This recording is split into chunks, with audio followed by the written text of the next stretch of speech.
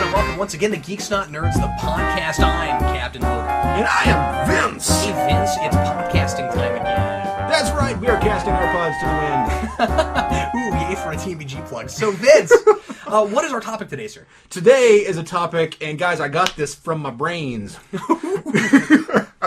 So that's that great line from Scott Pilgrim versus the World. Do you remember that? The one girl that was one of the evil exes. She has this great quick-witted thing that she says, and Scott says, "Where did you get that from?" And she goes, "My brain." I love it. Love that. Oh my goodness. So anyway, this is kind of a serious topic. It seems like we're in too good of a mood tonight for a serious topic. Well, that'll make it more fun. But, so, the topic is it condonable for a writer or performer or stand-up comedian or person involved in entertainment, is it condonable for that type of person to let their cohort or particular grouping of people define what their art is about and what and how it is formed? I think it's more important to look at how it's formed because essentially art can be roughly about anything. Yeah, sure. So you're saying that a group that they fall in defining what they do. So I mean, are we talking? Because I know before the podcast, we were the conversation we had that led to this topic. We were talking mostly about gender roles. Like, do we want to keep it mostly at that, or do we want to talk about other things too? Because I think minorities fit into this. A lot of different things fit into this. I'll start with a little, what do you call it? Anecdote. I'll start with a little. I'll share with you guys a bit of my personal bias that I didn't necessarily realize I had until the other day. I was reading a comic book, a Punisher Max, by the way. It was. I thought you were going to say that you were racist against Martians. Oh, those Martians just ruining Mars for everybody. Which is amusing because if you're talking about DC continuity, you hate exactly one of them. It turns out that I'm racist because I don't like Martian Manhunter. He just hunts men all the time. I don't get it. It's one person, and he's the only person in his whole race, and I hate that guy, so I guess I hate Martians. I just don't like red straps. I think they're a tacky shirt. Oh. Blue cape, totally fine. Phasing through solid objects offends me. It's against my religion. Anyway, so I was reading Untold Tales of Punisher Max. Now, issues 1 and 2 were not good. Issues 3. Issue 3 was surprisingly good. And if I may be wrong about this, but I believe I'm right. It was written by a woman. And when I flipped back to see who it was to catalog the issue, I thought, really? Because the Punisher is a character that's really not something that women would be attracted to writing? Yeah. You see, I'm not trying to say that a woman necessarily wouldn't write it well, because of course I read one that was. Sure, right. I'm just saying you were just surprised that a woman even wanted to write the Punisher. Yeah, it just surprised me, because I'm like, well, this is sort of a, not necessarily machismo, but this is sort of hyper-masculinity. I think sometimes it totally is machismo. Yeah, well, yeah. There is Punisher that is machismo. You've read it all. Tell me I'm wrong. You're not wrong. Yeah. I'm going to say good Punisher is more... what's interesting about this issue, and I was going to review this, but maybe I'll just do it here. I don't think it would be wrong of me to say that women have probably very rarely, if ever, written freaking grindhouse movies. Stuff like that. I mean, I don't think you'd be wrong. It's a pretty masculine, I mean, it's pretty obsessively masculine kind of thing, right? There is a reason why in the film industry they have a term, and, oh God, I hope I'm saying this right. Oh, crap, I've completely forgot what it is. Essentially, it's the male gaze. That's what it's called. Ah. And I think I talked about this in one of my horror movie rewinds, as short of a lived series as that was. I recalled that, thus, But the gaze is essentially, for those of you who don't know, is almost exclusively male, and you could have an argument to say that there is no female gaze. It's how you objectify, essentially, to boil it down, it's how things are objectified via the audience that's watching. Things are almost all made for the male audience. That's the argument for the male gaze, and that the female gaze does not exist. Why? Because it's made by men. Entertainment made by men, for men, that women get to consume. Well, then why couldn't a female... Now, I didn't study this, so I don't know, but why at least I don't remember studying this. Why couldn't a female gaze exist if females also write things that are just for women? Because, of course, that happens. I think you ever seen Oxygen?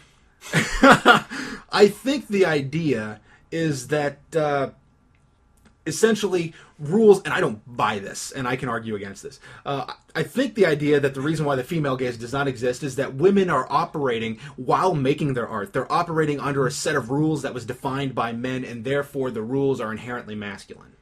I think that in some ways that's an outdated concept. I think that's changing. Yeah. You see, that's the thing, is that I feel like that's totally what's going on in some things. What's interesting about this Punisher Max issue is it manages to escape that a little bit. Oh, okay. There is the representations of manhood within this particular issue, and I'm sorry, Cap, you haven't read this issue, but the representations of manhood are really interesting. Are you giving me homework? Yes! But you have one guy who is essentially, he seems like a normal man, but he has brutalized a woman in his past. And that's what the entire issue is leading up to, is this reveal of what he's done. And then the Punisher is a force of nature. The Punisher is not exactly a despicable man. The Punisher is a person who has a particular... what's the word I'm looking for? A particular morality that has advanced him past a gender role. The Punisher is punishment, if I may be so bold and hyperbolic. But essentially, and I'm breaking down this whole issue, forgive me for giving plot spoilers. But he's a reactionary character, is what you're saying. Yeah, the Punisher's not the focus of the story. Right. The focus of the story is the victim, the victimizer, and then the eventual destruction and...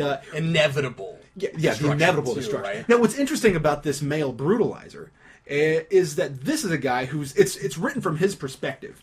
He's not necessarily a wholly evil man. He has managed to do something... Sorry, I just love that you said wholly evil. I know that it was spelled different, but it's still saying... He's not a wholly evil man. he's not entirely evil. But here's a guy who Wholly evil Batman!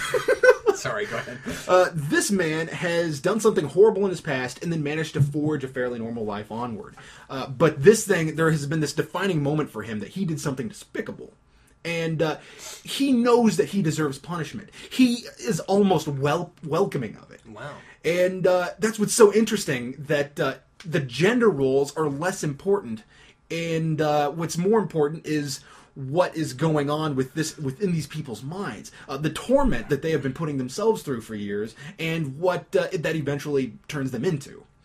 And I highly recommend issue 3 of Untold Tales of Punisher Max. Now, what I'm getting to here, and if you you guys should see the look on Cap's face, like, wow, well, Vince is on his soapbox. Now, what I'm getting to that here... wasn't it. I was just going to say something. Go ahead. Oh, go right ahead, man. That's fine. Okay, are you going to remember the thing you were going to say? Probably. Okay. I was just going to say that having not read the issue, it sounds like the success of it is the fact that you didn't read it and no woman wrote it. Exactly.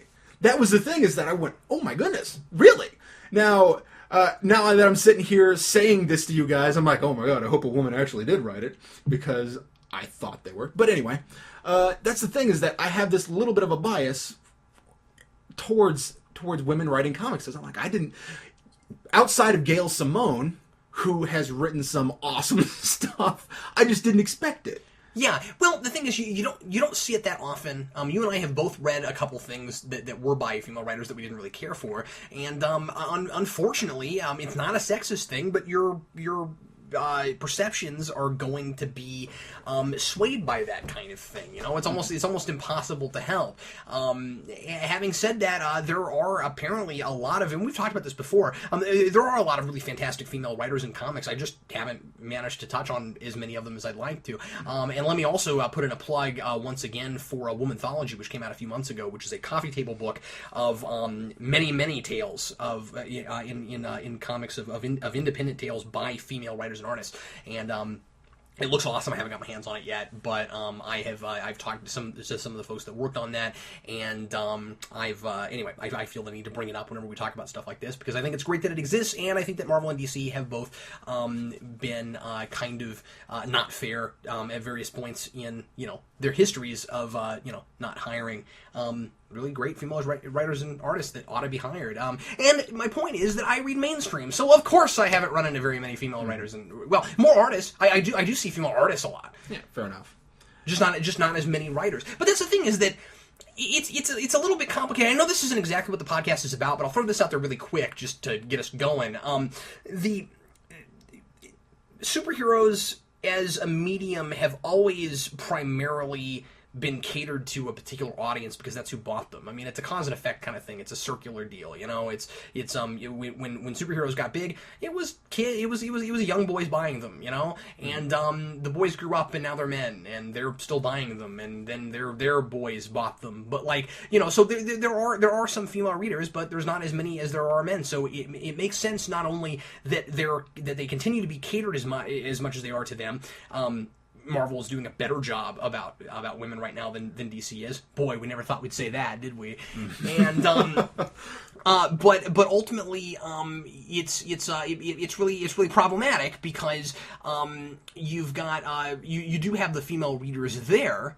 But because it's a business, you know, you've got okay. What I was going to say is you have some female readers, some female readers there, but not as many that are going to also grow up and want to write comic books. What do you got to do? I think part of the problem is that we have a society that will unfortunately exploit the under-recognized voices. Now, here's the deal. When I look at like African American writers and female writers, I was told by somebody in the playwriting business that if you are going to get your voice recognized, it's easier at this current moment in society to be a minority.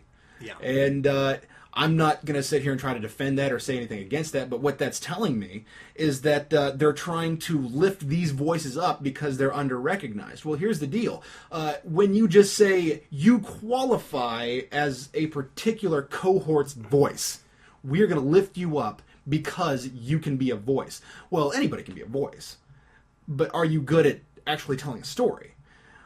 Is the comedy that you're giving me, is this joke based on something that's truly funny, or are you just recognizing that there is a part of existence that's just, you know, either unfortunate or commonplace that we can all say, yeah, I went to the dentist too?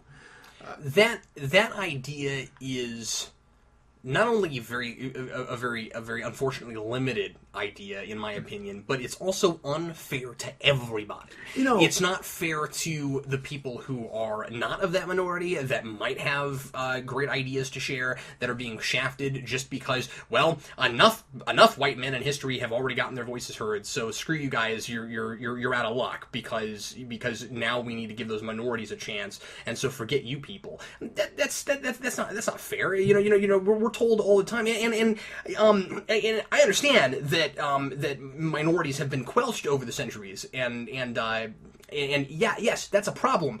But suddenly just switching it isn't the right way to go about it either, is it? It's unfair to everybody because it's also really bad for those people because now they're expected to write about that.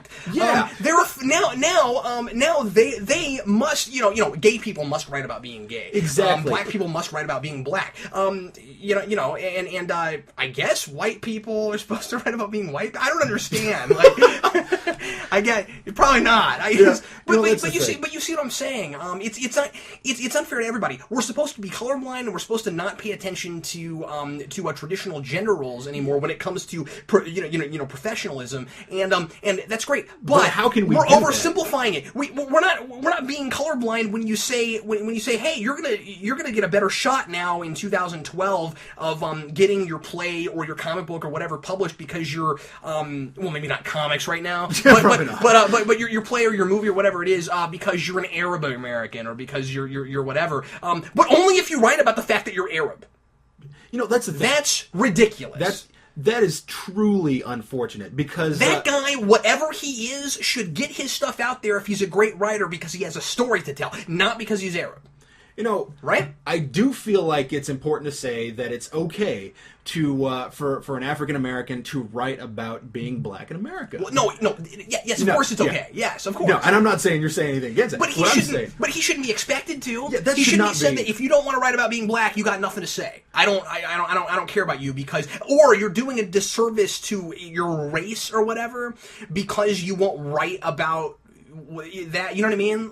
Like people ought to be able to do what they want to do. and what they have a passion for. Yeah, that's the thing is that like there's a particular comic book series. But called I'm glad Girl you said Comics. that, because of course if he wants to do that, he should. Yeah, You know, yes, of course. A good story can be roughly about anything, but you. And I think it's also always important when we talk about topics like this. I'm sorry, I just got to say this. I think it's also important when we bring up topics like this to just remember and reinforce the idea that we are a couple of white guys. Yeah. Talking about this. So what the heck do we know? But I'm just saying, if we're gonna be just as a couple of white guys, we're just saying. I think you would agree with me that if we're gonna be colorblind, let's be colorblind.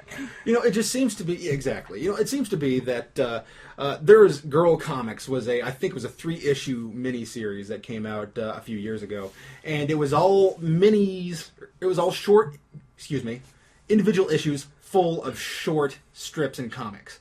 Right. So we've talked about that. So what the problem with Girl Comics was not that it was written by women. It was that it was essentially commissioned from these women. Like just give us something short. And they said, we're going to showcase it. And what it really is an exploitation of the voice. It's not that they're really taking the voice seriously. It's not that they're taking the subject matter or the content seriously. They're saying that, we're going to give this to the people who are starving to hear what a woman has to say. Well, no, give her an actual chance. Actually, that's not what they're doing at all at that point. And again, Marvel's gotten better about this, so we're kind of giving them crap about something they used to do, and they've gotten better. Well, I'm just holding up as an example societally. No, it's a great example. But I think that what happens in an instance like that is that it's not so much that they're actually trying to showcase women and what they have to say. It's that they're trying to come up with an example they can throw out on the shelves real quick, so that when people say, "Well, you don't have enough female writers," they can go, "No, we did this thing. We have this book. Look at this." We're not sexist because we have this guy. We're not racist because we have 2 black characters. You actually come off. The thing is, when you draw so much attention to it, it's easy to come off more as being racist and sexist, because what happens in a case like Girl Comics is you're saying, okay, yeah, we're gonna make girls, mostly I think write about girls, although I think that there were some in there that they wrote about male characters too. Actually, most of them were about male characters. Oh, weird. Okay, but I'm just saying that I only read bits and pieces of that. But I read it all, and it was really very not good. But what I was going to say is, and you know why it wasn't? This is my point: is that they're going, we'll give a book just to female creators, and we'll put it in the hardest possible medium that you could possibly do, because we're going to make them write these super short stories. Do you know how hard it is to tell a complete story in 13, 14 comic book pages? Yeah, you know how hard it is to tell a story in 3? Was it like that? Yeah. Okay, that's absurd. I and think unfair, the max you got was like 6. Yeah, that's just ridiculous and unfair. I really feel like it's an exploitation of the voice. I mean, it's essentially saying, here, please us. It's like throwing somebody to an arena and saying, we'll see if you can get out. It's it's a gauntlet. It's just hard to run. They got to prove themselves because they're not guys, and this is a medium that's usually done by guys. Let's get off comics for a minute. You have said to me before that you don't like a lot of female comedians. What's that about? That's the thing, is that female comedians, homosexual comedians, there are a lot of people that what's funny is I've had conversations a lot of the time where people of those particular cohorts say, yeah, I agree. The trouble with it is that when you exist within a particular cohort, all you really want to do is... Or that's not true. But I'm going to say it anyway. All you really want to do is latch on to one way of seeing things. And comedy is about, 1, relating to your audience, and 2, bringing a unique voice. So I don't want to hear that. I don't want to hear that cohort's voice. I want to hear her voice. I want to hear what she has to say. I don't want to hear pandering. I want to know what she has to say. Yeah, exactly. Yeah. What do you actually think about things? Not what are you expected to tell me you think about things. Yeah. As a comedian, what is it that you can bring to the stage that I would want to see? There is a particular comedian out there whose name I forget. She was terrific, but she was talking about her Spanish mother. Or Spanish or Latino, we'll say that. I'm not sure what country she originates from. Okay, sure. But her Latino mother, who was having difficulty with her daughter being a lesbian. And what was one of her jokes that really stuck with me? It was about her mother not being able to pronounce the word kitchen. She always said chicken. She would say, I don't care to get that off my chicken. And she had jokes about lawn darts. She had jokes about her and her past and her life and what she could bring. You know, you make a comment on the human condition through yourself when you're on stage because you are the character. Yeah. And there are lots of people that just drive me nuts. Like, if you can do voices, like Aries Spears, he can do a lot of voices. I don't find the man particularly funny. Why? Because he doesn't really have any content to go with those voices. All he's doing is making funny voices. And that's a problem. You can't say that it's a joke because it's said in a funny way. Just because I said something like Christopher Walken doesn't mean it's funny. Oh, I don't know. If you were to read your grocery list like Christopher Walken, I would laugh. I mean, that's the thing, is that if Christopher Walken stood up and said something, I'd have been like, all right, it's Christopher Walken. If he was like, you know, I really support going to the store to get these eggs because these eggs are a great product. I can't think of anything that's... And they can be found on aisle 5. But, you know, what's really funny is when you try to mentalize something being funny and you try to give an example of something that's not funny, it's always funnier. Yeah, I know. Isn't it sad? And then you can always make that even funnier by saying "but-umshing" at the end of it. And I've done this. I will quote a comedian that I think is awful, and people will laugh, and they'll say, well, it's funny when you say it. And I'm like, it's not the point. It's funny because it's ironic that I hate it, and that I remember it, and that I'm quoting it verbatim and trying to do that guy's voice. That's why it's weird. But-umshing. But-umshing. I don't get it. What's your point? The point is that people need to write from what they are, not from what people expect them to be. And like everything, it's just more complicated than that, isn't it? Yeah. Because the sad part is, you're talking about people who are popular. I mean, some of the people that you're talking about are popular, and they're doing things that you don't like because you'd like to see them do something more original. And it's always been said that a lot of the time, especially in this country, that the really popular thing is not always going to be the really creative or new or revolutionary thing. And the problem is that people are also trying to make a living, and sometimes what happens, or more than sometimes, is that and again, being a couple of white guys, maybe sometimes we don't experience this as much as other people, but you get women who feel like they have to allow their sexuality to be exploited because that's how they're going to pay their bills. And I'm not just talking about people being strippers or being in pornography and things like that. I'm just talking about people simply on television shows. I'm talking about and you know, I'll go this far. I know I won't say who. I know a girl who has a pretty popular YouTube channel. She's got quite a bit more subscribers than you and I do, Vince. Oh, yeah. And she's a big video game person, and she's been she's done a lot of like writing for some of the big game websites that do for blogs and news and things like that, and she has her own channel where she talks about video games, and she and I talk some, and she has told me that that a lot of what sells her and the reason she's gotten where she's gotten is because of her looks. She talks about that, and she didn't say it that way. What she said was a bit more crude than that, and what she said to me, and she was very outspoken about it, and she does a lot of cosplaying, and she does a lot of really revealing things, and she's a very pretty girl, and she's also I think she's also pretty good at what she does, and I don't think it's fair that she feels like she has to allow herself to be, and in fact exploits herself that way. Yeah, I mean, to some extent, that's the way people get their foot in the door. Yeah, absolutely. So my point is, should we be discouraging people from doing that? Should we say that's the hard thing. Are people who do that selling out? I don't want to go that far because I mean, for example, how do you get recognized? I don't know. If you write a short story, like say you write a science fiction story and send it to that science fiction magazine, and it's truly original, and it's something that they've never printed before, and you're like, well, this is going to be printed. Why? Because it's original and it's good. It could be great. it doesn't matter if it's good. The problem is that if that magazine is not looking for that type of story, they're not going to print it. Well, yeah, that's true. They're going to say, well, really, the thing that's in right now is time travel stories, and you have something that's interdimensional. Well, and very often what you'll get is I don't want to say very often. I have heard of writers who are smarter than me, who have been, because I've never been told this, who have been told, we can't use your story or we can't use your book because it's too cerebral, and that's not what we're selling right now. We can't get people to buy really cerebral stuff. We just need adventure fiction, even if it's science fiction. We can't have too much science in our science fiction, or more. We can't have a lot of literary references. We don't expect the people that are reading this to have ever read anything before. That bothers me, because then it's telling you that your voice is not good enough.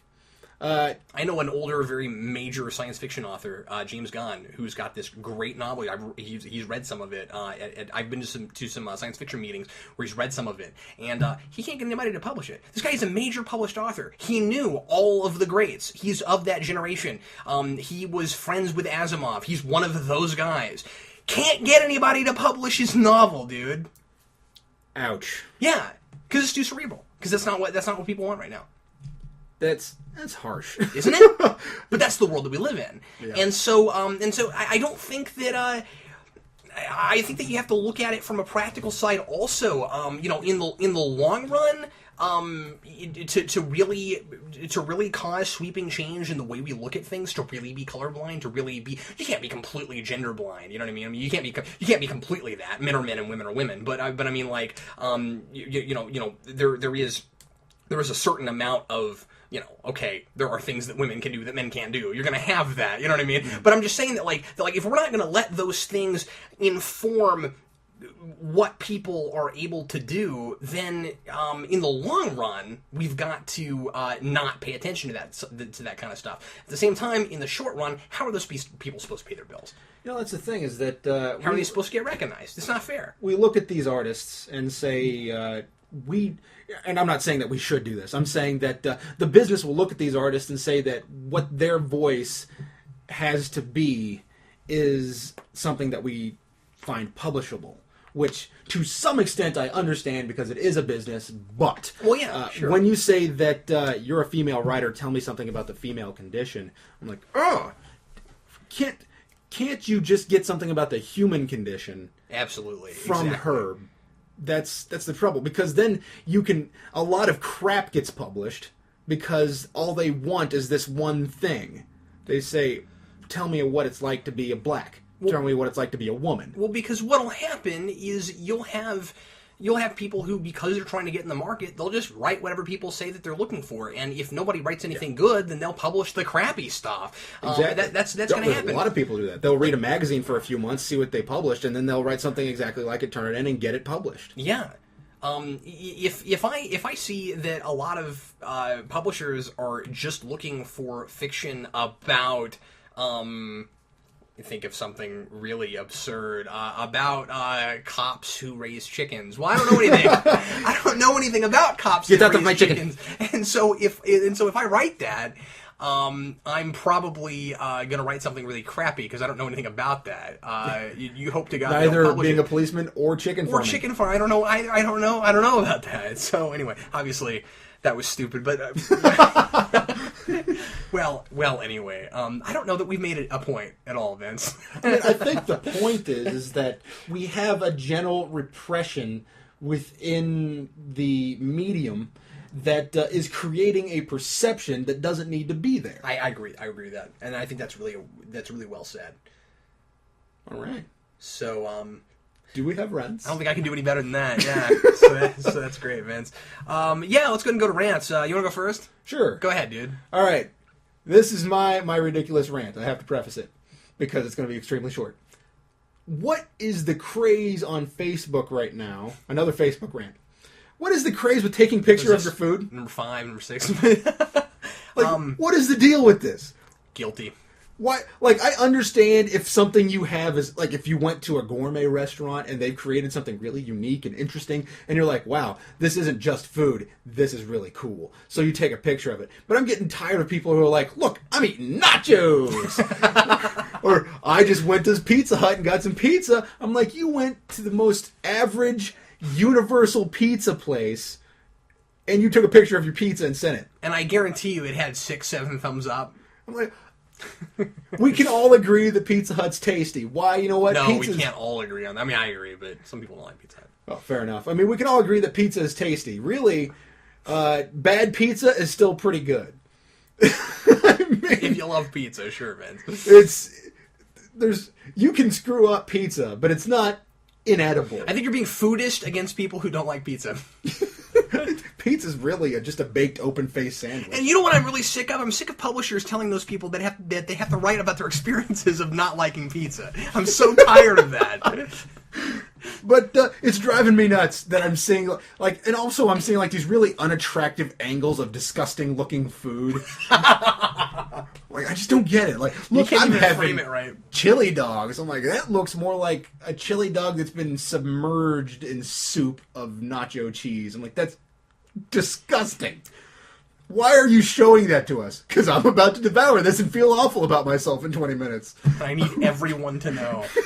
Beyond the fact that that's totally TMI. I want you guys to know I'm judging myself. I'm crying inside. I took a picture of a lobster once and posted it.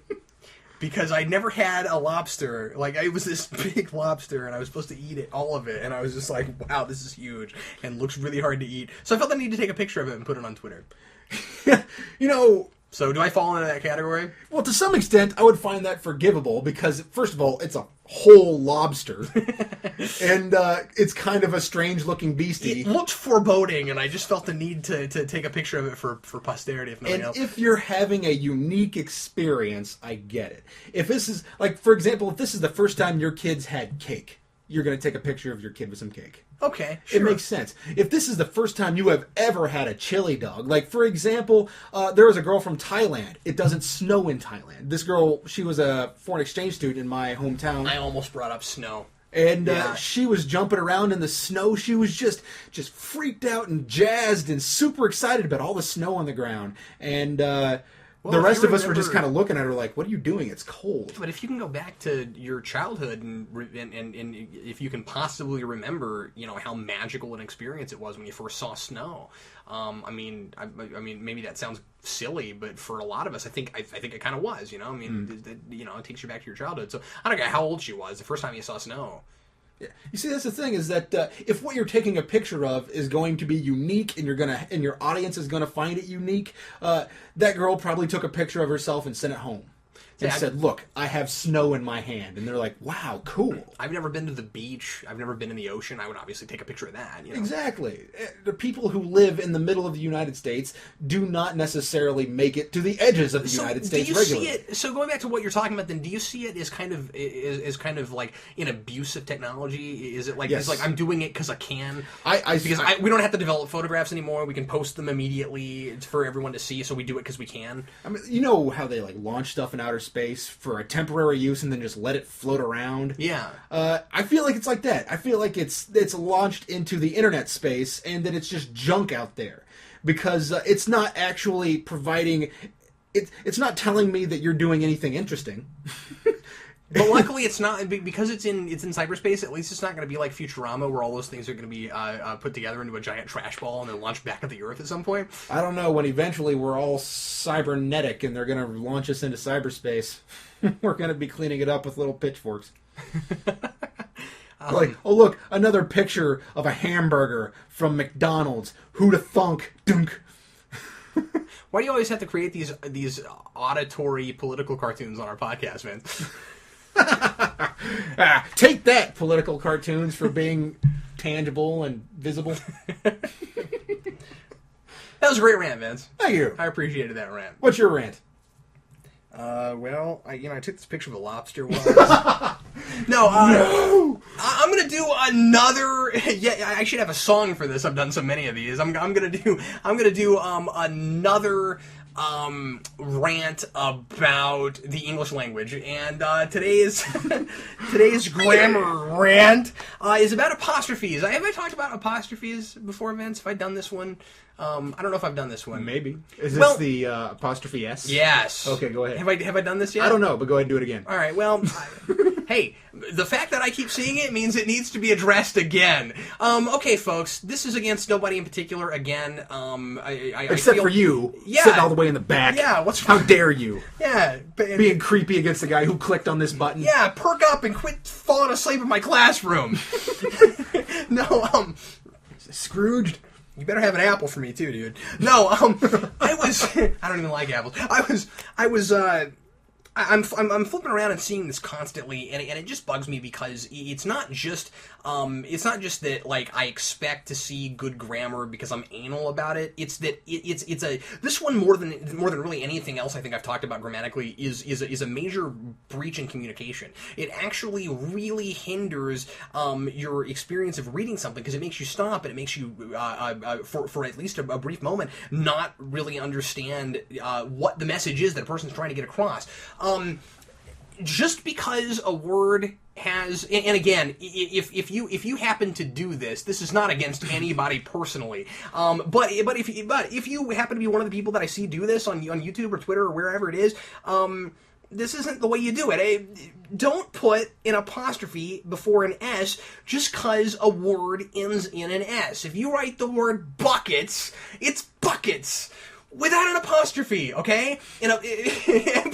But people do this, and again, I'm trying really hard not to make fun, but it bugs me. I don't know where this came from. I don't know why people think that just because something has an S on it, it needs an apostrophe first. That's absolutely absurd. What makes it plural meaning there's more than one of them, is that it has an S on it. Except for things that are plural already, like deer or something. Or moose. Yeah, or moose. You wouldn't put an apostrophe before the E, right? So okay, if I'm saying... you put it after, right? People need to understand, if I write the word buckets, and I put an apostrophe before the S, then... me as somebody who understands, what an apostrophe is for, I really am waiting to see what the bucket owns. Because the apostrophe in that context is supposed to denote ownership. It's the apostrophe makes you say the bucket's what? Right? That's what it does. It denotes ownership. And so you don't need the apostrophe before an S. The only time you use it is when it owns something. So if I'm saying Vince's buckets, it's Vince apostrophe S buckets. No apostrophe. With no apostrophe. T.S. What bugs me more than when I see it online, and I see it a lot, is when I go out to in like an eating establishment or something, and I see it on signage. And I've been seeing this more and more lately. I went to I can't remember the restaurant. And in fact, it would be unfair for me to even say what it was. So I'm not even going to try to remember. I went to some like pseudo fast food place. It wasn't fast food. It was like a little bit of a step up, but you still got your food fast. But it was like a hamburger joint kind of place. And I went in, and they had this signage that was from their corporate that had apostrophes before the S's. At least they were consistent. It was like 6 times in 3 sentences. And there was an apostrophe before. How did this happen? Like, why do people think that this is standard writing now, that you're supposed to put an apostrophe before the S? The thing is, you need to think about it. What does it mean? You know what I mean? You just that's all you got to do. You got to think, okay, what does it mean? What does the apostrophe do? It doesn't do anything. Look, I get that people aren't great at spelling. I'm not great at spelling. Unfortunately, I grew up at least part of my life with freaking spell check, and I suck at spelling. But there are no words that inherently have punctuation in them. So the punctuation has to mean something. So anyway, luckily I could get away with that sounding like a big giant rant because these are rants. For a minute there, I really almost said I apologize for ranting, but I don't because it's a rant. It's a rant, yeah. So anyway, apostrophe S, make sure it owns something. I was in a restaurant the other day where they had, in 2 different locations, so on their menu and on the window signage, they had only put 1 R in surprise. It said surprise. Surprise. That's pretty great. It is surprise. It's surprise. So, and then they had another... Supplies! Oh, UHF. I like that. That might be my favorite joke in UHF. It's up there. Well, I also like the Wheel of Fish. Yeah, you win absolutely nothing! You're so stupid! My fiance and I were sitting at this particular restaurant, which I guess to err on the side of discretion, I won't say what it was either, although I do remember what it is. She went through the menu and found the typos and spelling errors. She's like, it's here too. It says surprise, and then this one's missing an S. This one has an apostrophe S, and I'm trying to figure out what the surprise owns. Do these eggs own the spinach? Is that what it is? I was assuming that the company did until I bought it. Spinach?